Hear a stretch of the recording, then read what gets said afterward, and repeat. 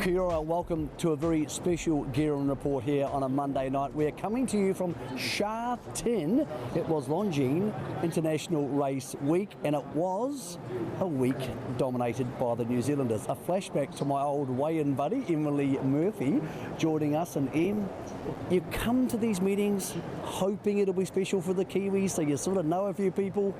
Neither you or I or the industry back home could have dreamed it would be this special for the Kiwis. It's been so good, hasn't it, to see Ka Ying Rising secure that first Group 1 win. I know you would be the same as me, Michael. There's been so much talk about the horse during the week, an enormous amount of pressure on the connections. He's a star, but he hadn't quite achieved that Group 1, so to see him do that was epic. And of course we were at the gala on Friday night where James McDonald was crowned the world's best jockey. And I think here this afternoon he's just shown the world why he is the world's best jockey with the 2 Group 1 wins. It was funny, he rode 3 winners at Happy Valley on Wednesday night, but there was almost no joy. It was steely-eyed. It was about one horse who became 2. He wanted to win the 3rd Hong Kong Cup on, of course, the local hero and Romantic Warrior. Let's go back and see what happened. We'll get to more J-Mac shortly after this very special moment. Romantic Warrior, he's come up outside the 3 from Spirit Dancer and Liberty Island wider out. Tastiera leads. Romantic Warrior, he's a neck on the outside. Liberty Island 3 lengths away. Romantic Warrior, he's taken over. 1 length Tastiera. Liberty Island continues to run on, but it's the Warrior. Romantic Warrior, 2 on Liberty Island. It's history at Sha Tin. 3 cups. Romantic Warrior beat home Liberty Island and Tastiera. So that was the one that James wanted. You could feel it all week talking to him, Emily. He would have been disappointed not to give the crowd what they wanted.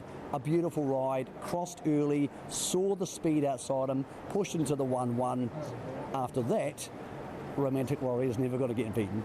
Just clinical, wasn't it? A supremely clinical performance that saw Romantic Warrior get home. We've become so accustomed with this horse to seeing that performance, and you just can't underestimate what he's been able to do wherever he goes, be it Australia for a Cox Plate, Japan. He shows up and he delivers. He beat 2 quality gallopers in Liberty Island, who was finishing so strongly, and of course Damien Lane's mount as well. And he's just all quality. He's a local hero, obviously, and I think there's some pretty big targets on the horizon from him. I was hearing Saudi Arabia's on the horizon, Dubai's on the horizon. Lots to come from Romantic Warrior. He's a beast of an animal too. When you see him here in the flesh, God, he's an absolute beauty. He's so laid back. He knows how good he is, and he's just got that workmanlike attitude. The only bad thing about all this is his next start will be in Dubai on January 24th. Not even J-Mac can be in 2 places at once, so he won't be coming, if Romantic Warrior does head there, back for the Karaka Million. That's a pathway to the Saudi Cup. The numbers he could eventually end up with in the stakes money total are, well, they're quite remarkable. That was the one J-Mac wanted. The one he maybe didn't think he would get quite so easily was the mile. Voyage Bubble, no golden 60 this year, Em. And once he was able to stroll to the front, get his own way, bit of interference back in the field, he summed this up perfectly. This was the one race of the afternoon that really was so deep and so competitive, and I think the finish showed that, because behind Voyage Bubble it was just a wall of horses. Things got really tied up the straight, but Voyage Bubble, I don't want to say been underestimated, because he hasn't, but he's just got that great attitude. He just shows up and works hard, and you could see that in the closing stages today. James got him in such a good position that he just had the run on the rest of the field. I thought Soul Rush closed it off really impressively in behind, but it was all over by the time Soul Rush was winding up to his best. So another Group 1 victory, as you mentioned, for James McDonald, and a local victory again on what was a special afternoon. An amazing week for him, but of course it's not just about the New Zealand industry. He may be our exported star, but there's some local stars, and one of them who started his career way down there on the bottom of the North Island, Ka Ying Rising. He was the horse who almost had as much attention going into tonight as Romantic Warrior. He didn't win as easily, but he did have a few things go wrong. A horse next to him hit the gates. He was a bit sort of distracted early. Zach Purden had to push him up a bit harder than he wanted to. The horse outside him, Victor the winner, leaning on him in. He didn't look as dazzling to the eye as the track record 2 starts ago, but Zach said after the race, he's actually better than this after he'd won a Group 1. Yeah, it's pretty incredible, isn't it? And as you said, I think there are a lot of factors in what unfolded on the track, because he didn't really have it all his own way. And good horses win when things don't go their own way. We know that, and that's exactly what Ka Ying Rising delivered. I feel like this is just the start for him. You know, Romantic Warrior is a horse that is proven. There's really nothing left for him to prove. Whereas Ka Ying Rising has ticked off that first box, the first Group 1, not just any old Group 1, an international Group 1 sprint. And I think it's onwards and upwards from here, and I love the relationship between Zach and David Hayes, and it is an important Group 1 win for two friends who no doubt are going to be taking on the world. And in terms of the horse's care, well, he's in very good hands, and how he's going to be managed and how his career is going to unfold. Well, they want to go to the Everest. They want to go to the Everest in October. They'll start looking for a slot partner of some sort, or maybe, potentially, to lease a slot, which we know can be done. Of course, to those at Windsor Park, Sham Express, to the people who bred him back in New Zealand, out of Missy Moo, a horse who finished second last in a Wellington Cup. It's a remarkable story, and for the New Zealand breeding industry, a horse like this, Emily, is a mobile billboard for what we do back home. The repercussions will have flow-ons for ready-to-runs and trial horse sales for years to come. Yeah, it certainly will. And to think that he was plucked from a trial down in the Central Districts. Of course, Fraser Orett has done such a marvellous job with the horse in his early part of his career. But New Zealand is the nursery. New Zealand is so good at producing these wonderful horses and the horsemen and women who work with them. And to see them performing on the international stage at this level, from humble beginnings, I guess you could say, is an incredible achievement. And as you said, that flow-on effect through the industry and what that does for generations, years to come, is so important. It's been a remarkable week here in Hong Kong, and we had the opportunity to talk to some of the locals and some of the big names, in fact the biggest name, about the unique relationship between New Zealand and Hong Kong. The boss here, the absolute boss of Hong Kong racing, and one of the most powerful men in world racing, is Winfried Engelbrecht-Bresges. We spoke to him one-on-one and asked him firstly what the World Pool, which his club is bringing to New Zealand, will mean for us. For me, first of all, it's a recognition of the quality of New Zealand racing and the industry. What we want to create is a global platform to show the best races from around the world and combine it with global liquidity. Because if you look at pools, it's like financial markets. What drives turnover and drives attractiveness for customers is a pool size. With a world pool, especially with Hong Kong providing normally 60% of the liquidity, you will get an unprecedented event where you can have your bet, where you have value in the odds you have. And this is why I personally think you will see Hong Kong customers have maybe different opinions to New Zealand customers about the quality of horses or other jurisdictions. So that you create really a world view of horses and their chances. And that is unique for any pool event and therefore for pari-mutuel betting. It's been initiated in places like South Africa and Germany, which aren't huge racing markets, but it's had a very important financial impact on the industry. First of all, I think it comes back to the quality of racing and breeding. Even if you look at South Africa and Germany, have very good quality breeding and racing, but their financial income was definitely limited because they don't have the access to this kind of liquidity.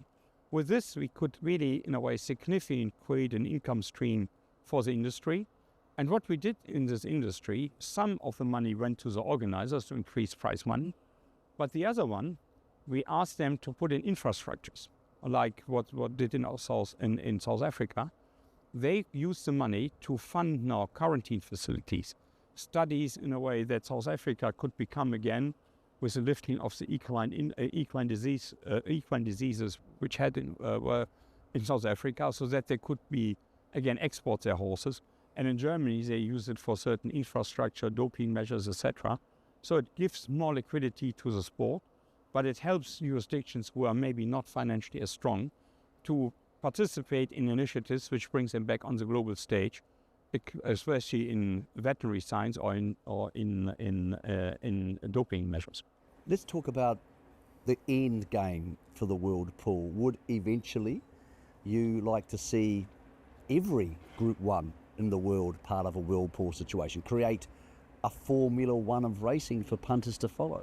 We have currently too many Group 1s, so therefore But the vision, we want to have the best races from around the world. Likely the top 100, 120, 130. They should be on world platforms and the days. And then I could even see it is not only in one jurisdiction at one day, and that's a difference to Formula One. You could have the best races from New Zealand, the best races from Australia, the best races from Hong Kong, and the best races from Europe you could have on a world pool platform.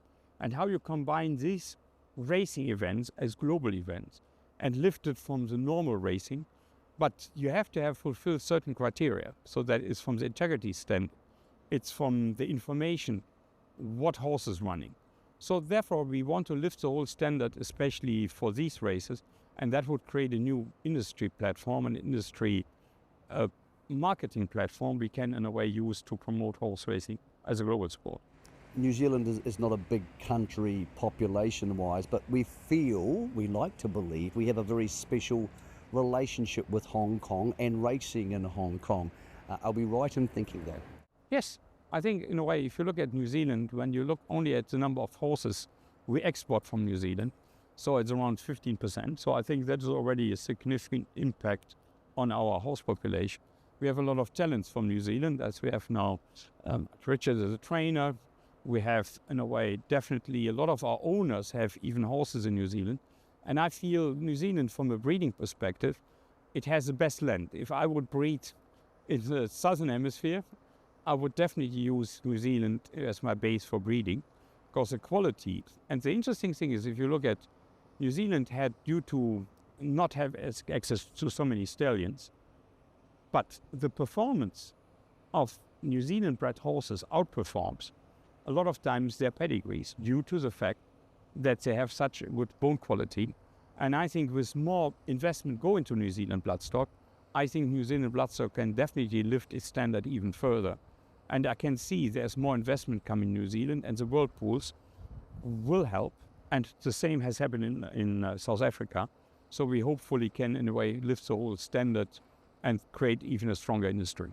Winfried, I know you're a numbers man who understands numbers. Some of the numbers around the Hong Kong Jockey Club would stun people back home or even further afield.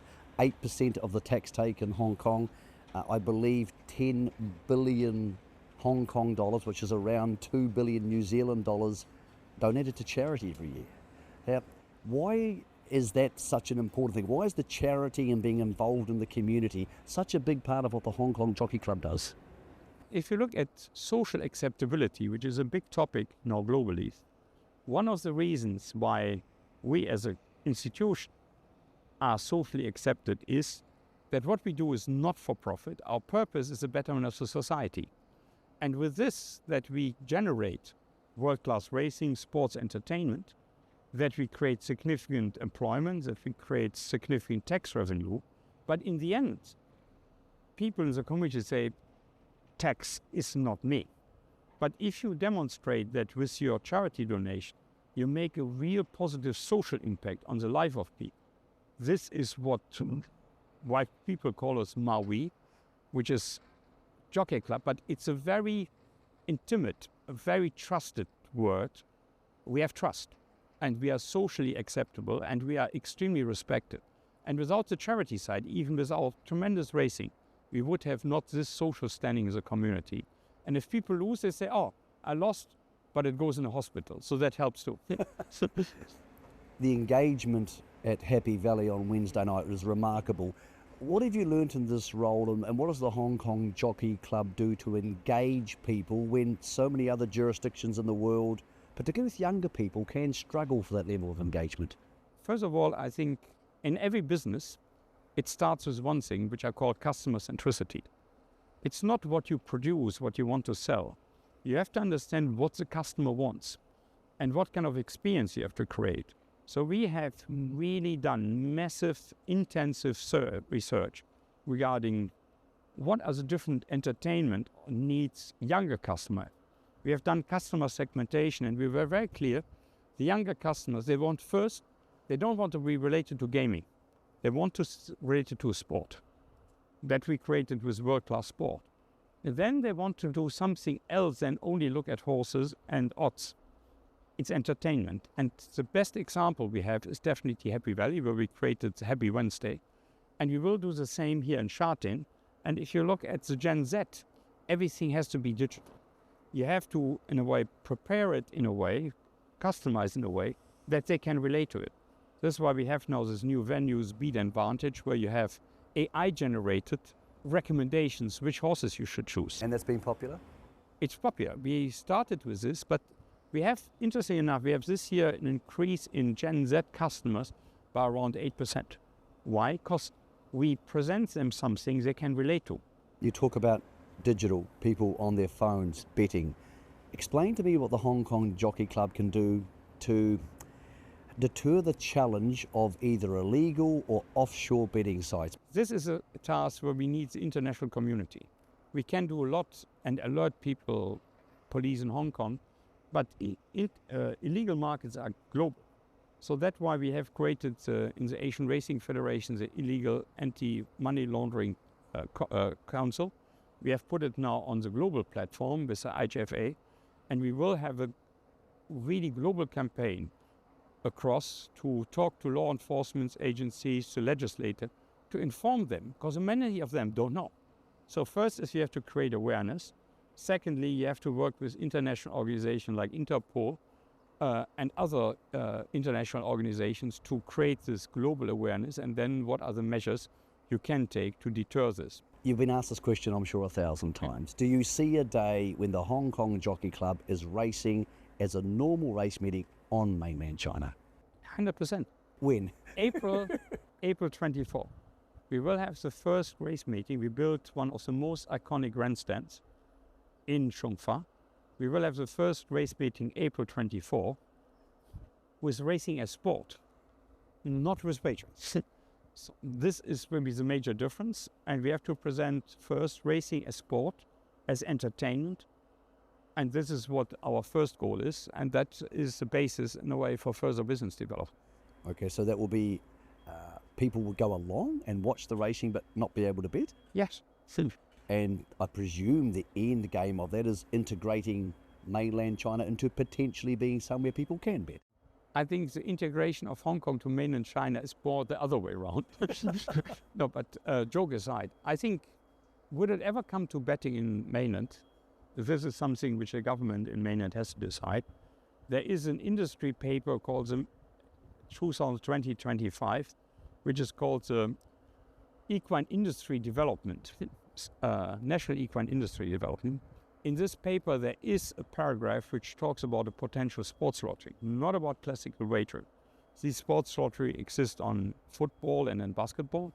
That may be the case, it would be on racing. But first, I think you have to establish racing, which is not that well known, as a sport, as quality entertainment, as integrity. This is the basis, and then maybe the next thing could follow. But I don't want to speculate about this. Our first goal is to expand racing into China, that we, in a way, will definitely have benefits alone from this, because we will increase our owners' population. We will increase our fan base. And that there will be a lot of interesting sponsors who want to be related to the racing brand and to the Hong Kong Jockey Club brand. And it will be racing and charity. So even the revenues we generate and the surplus we generate is for the community. We have a huge piece of land in China. How you create value for the community, and we could demonstrate. We have now around 800 employees where their salary is 4 times as high as their salary was before. So we have to create economic value, and then other opportunities may arise. But first comes first, establishing this as a sport and as sports entertainment. Sunday night here, Hong Kong International Night, is a remarkable thing. It must be incredibly important to you as a foreign national who's come here to have so many people from around the world want to come here, and for you to be able to showcase them to the local punters. It must be a very special week for you. I think, in a way, when we came up with the idea to create this was 1998. You say it's a long time ago. At that time, we had the strategy and said, we want to make Hong Kong one of the global centers of racing.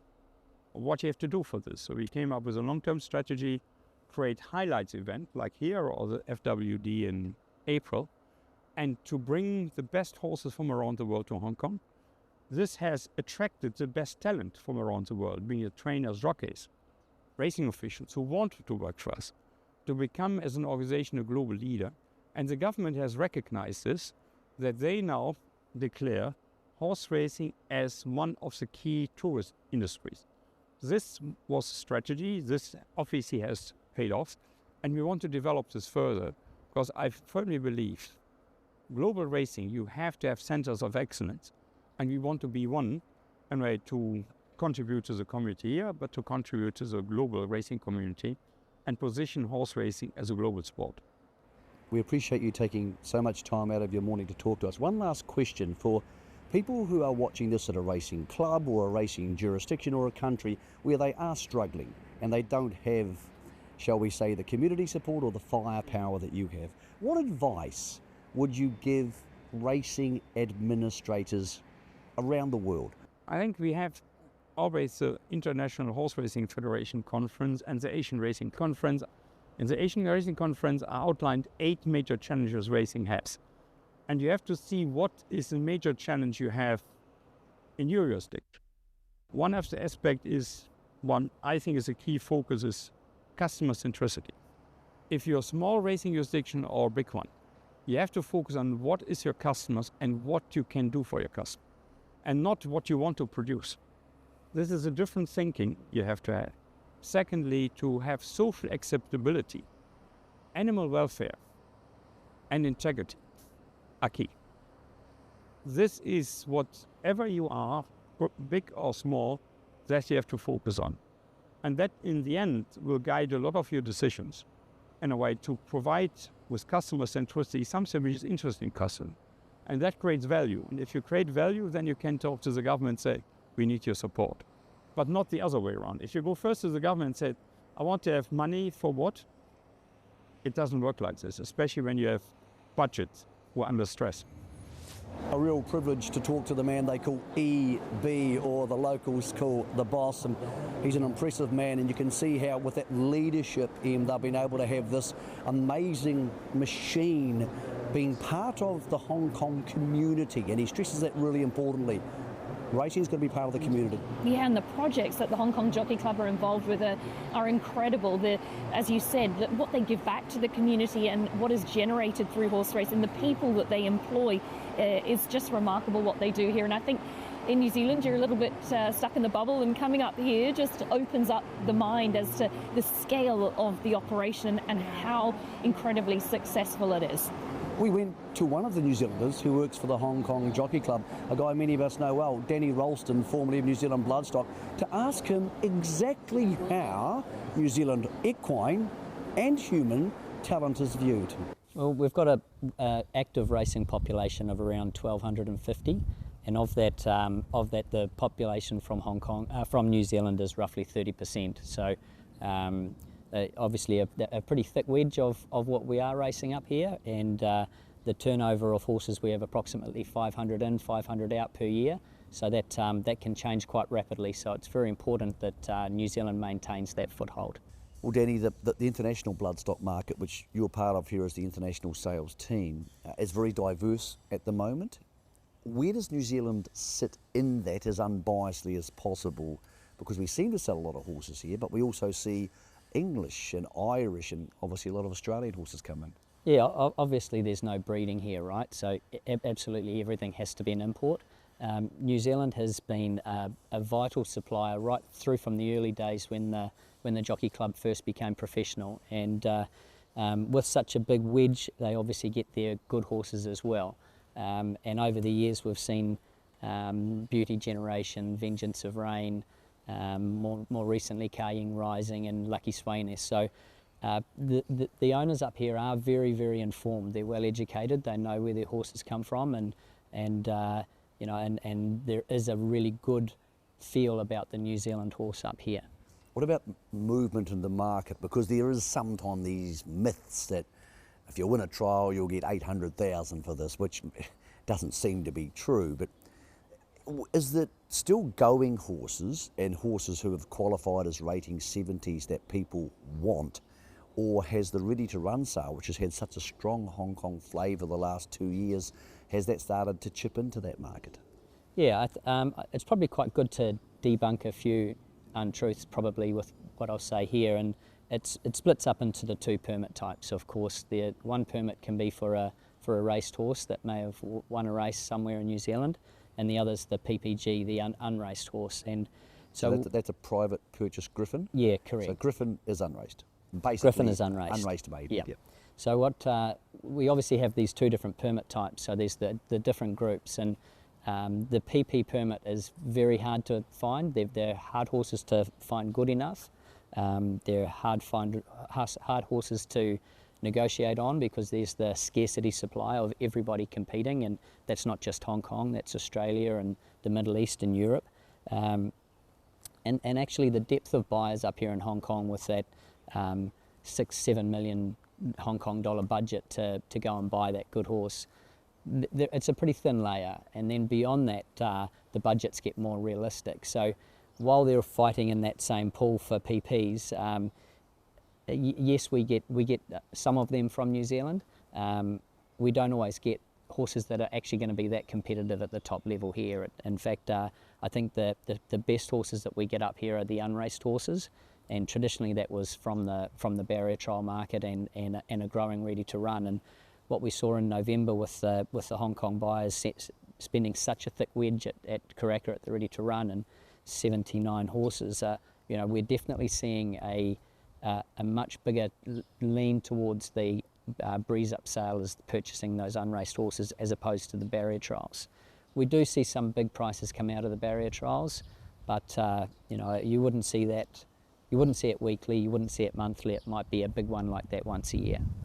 Is it still got the glamour or the shine on it, the New Zealand thoroughbred breeding and racing industry for Hong Kong buyers that we perceive it has?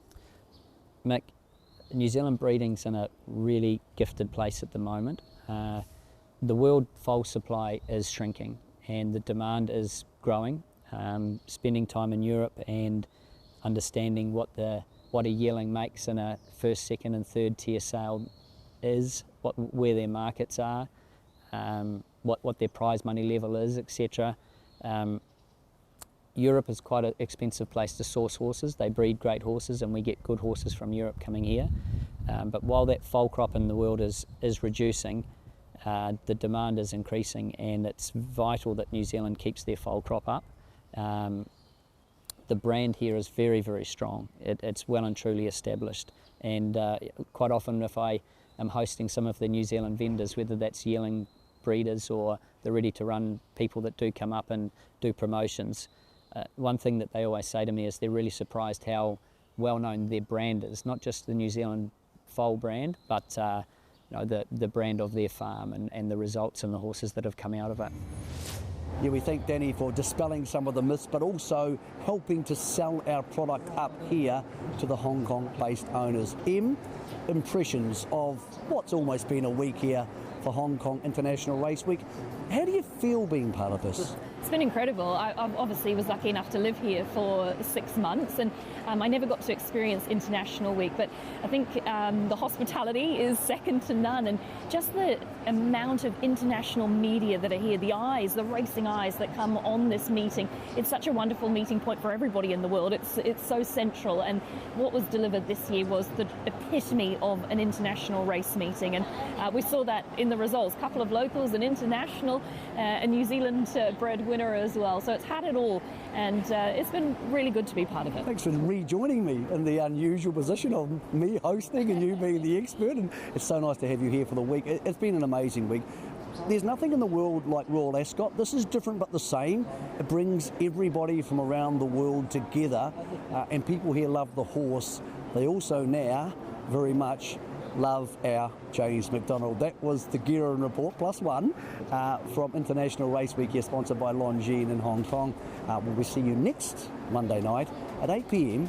here on Trackside.